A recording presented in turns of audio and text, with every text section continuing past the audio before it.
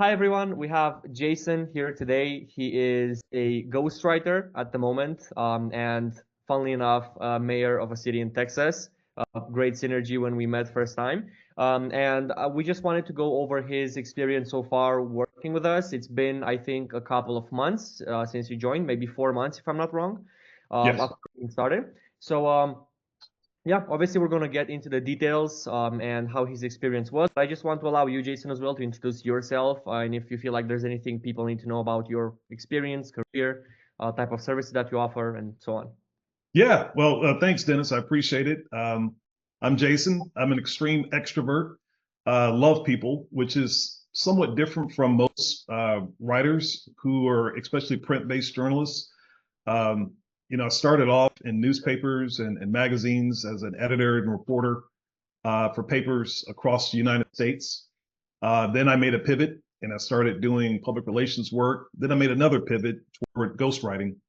And that's what I do now. I ghostwrite nonfiction books for executives who don't have time or talent to write. And so far, it's just been outstanding. I love it. I feel like I'm right in my element. This is what I'm supposed to be doing.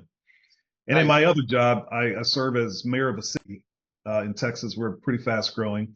And so both roles kind of balance each other out quite well because I still get a chance to be involved with people. And my interactions with people is just more background research for developing better characters for my books. Yeah, nice, nice. How long have you been ghostwriting more specifically for?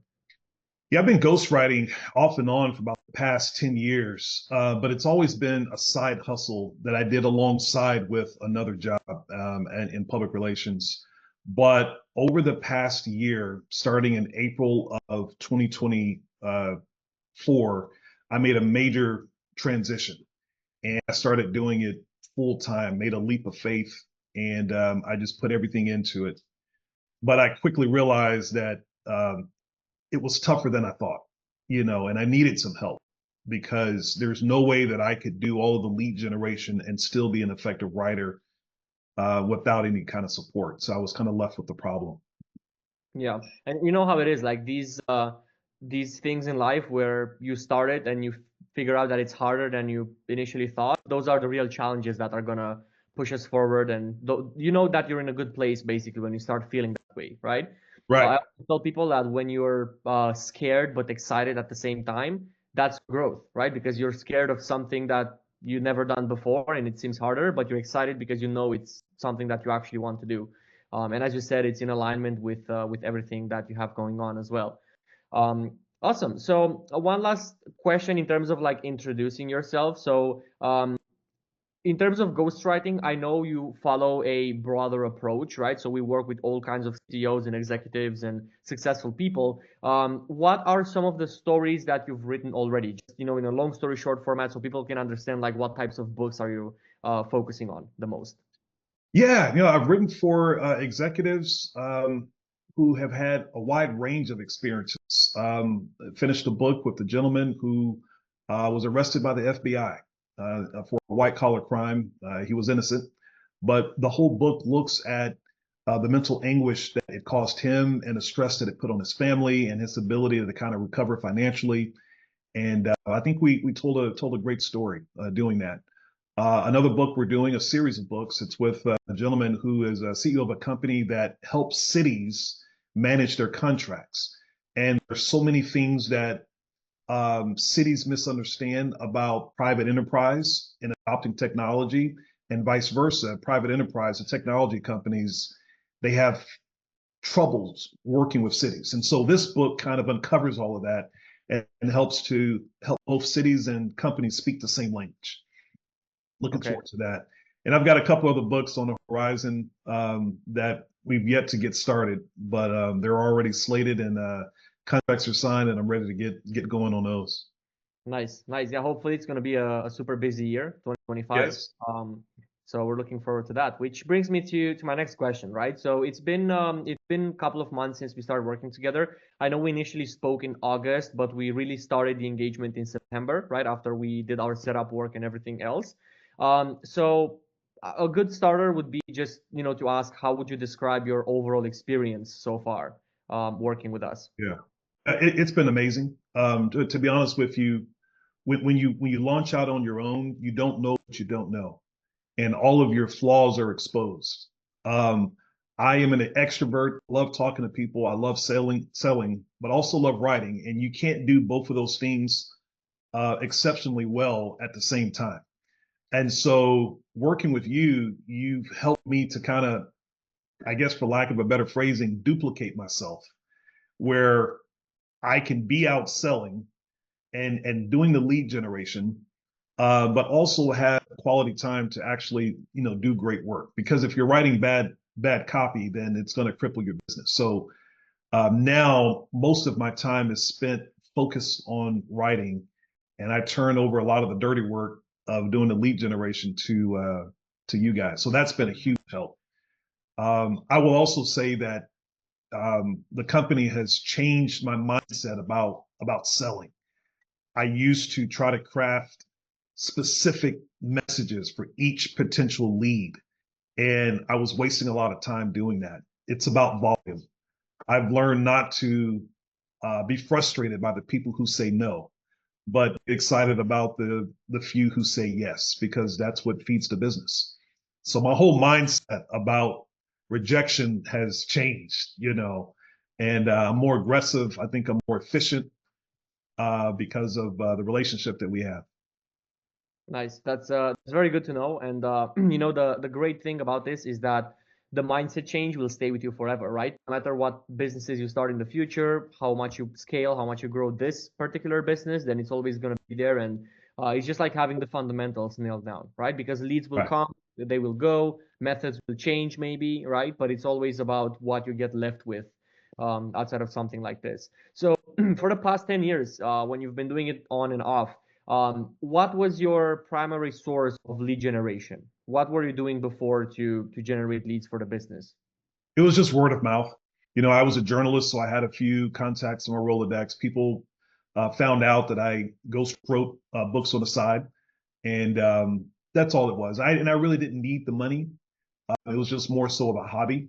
Yeah, If I found an interesting story and it kind of pulled at my heart, then I would kind of dive in and do it. Um, but when I had that career pivot and I wanted to do it full time, um, that's when my whole mindset changed about it, and I had to establish some more structure to how I was doing everything. got it.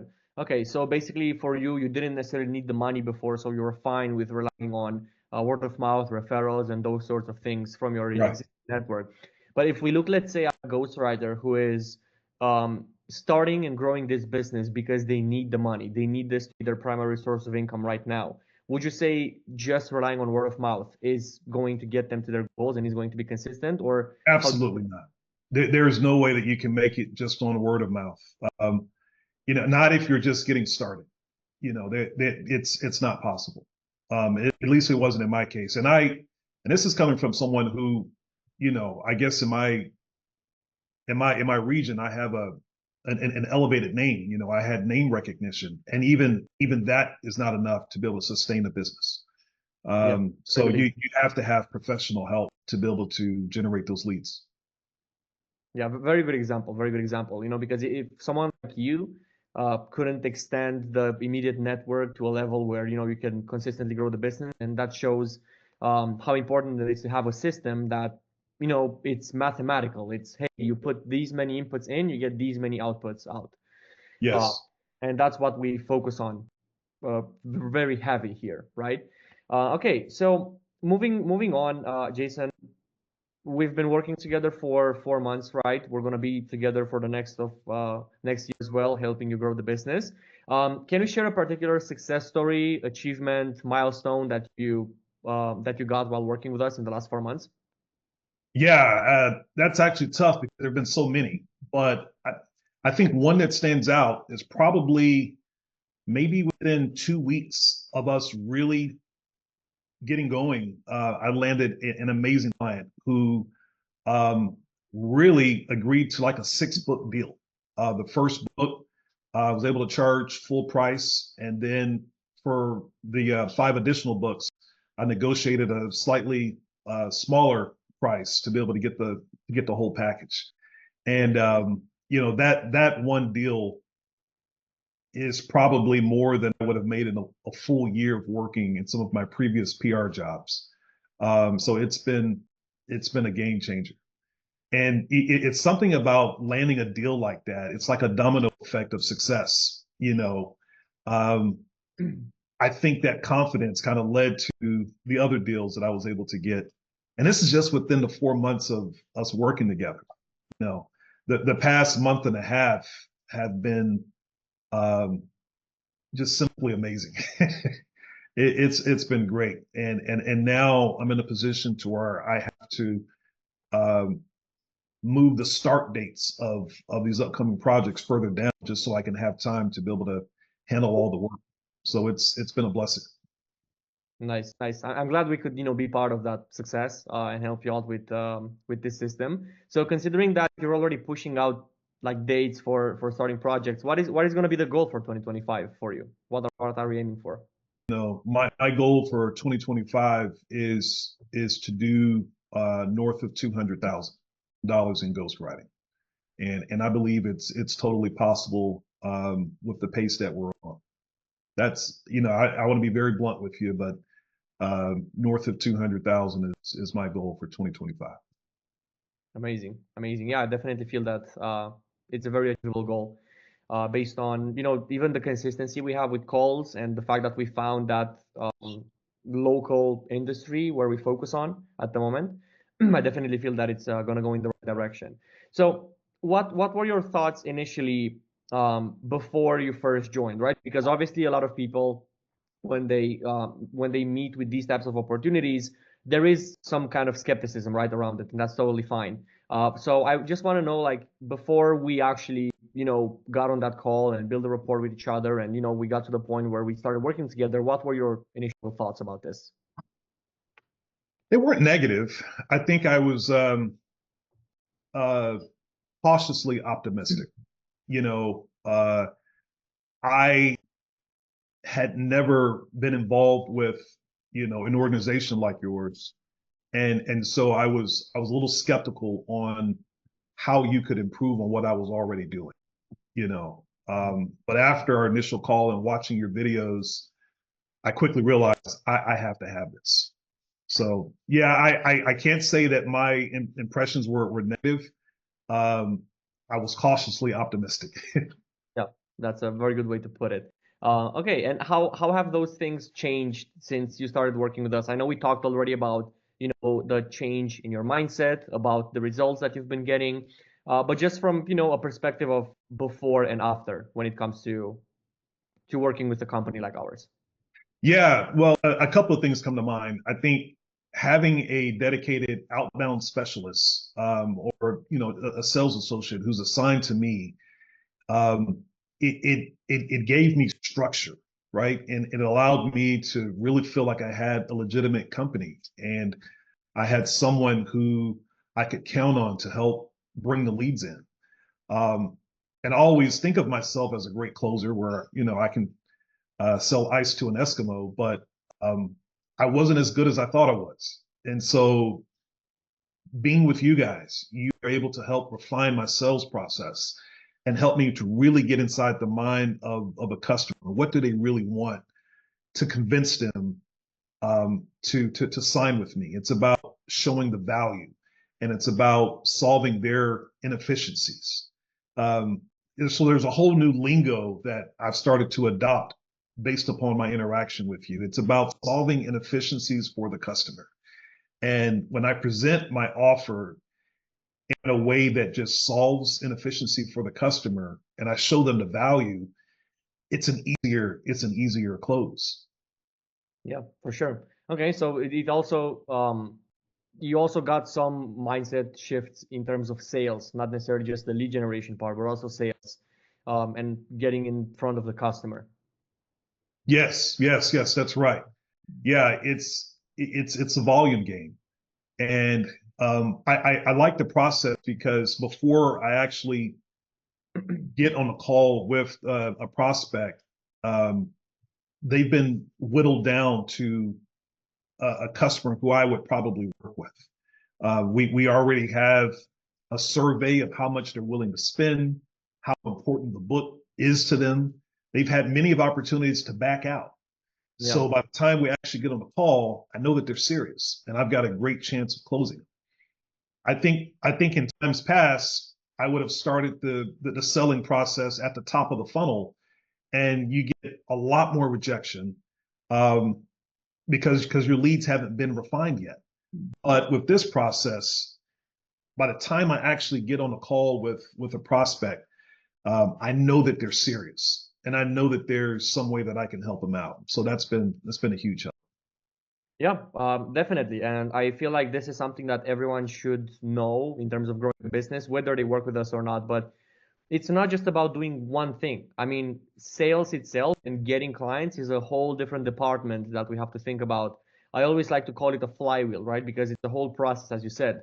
You not only just have to get the leads, you also have to nurture them. You also have to learn how to understand their needs. You also have to learn how to sell to them. You need to know, in case you work with clients that are with a long-term perspective, you need to learn how to retain those clients then.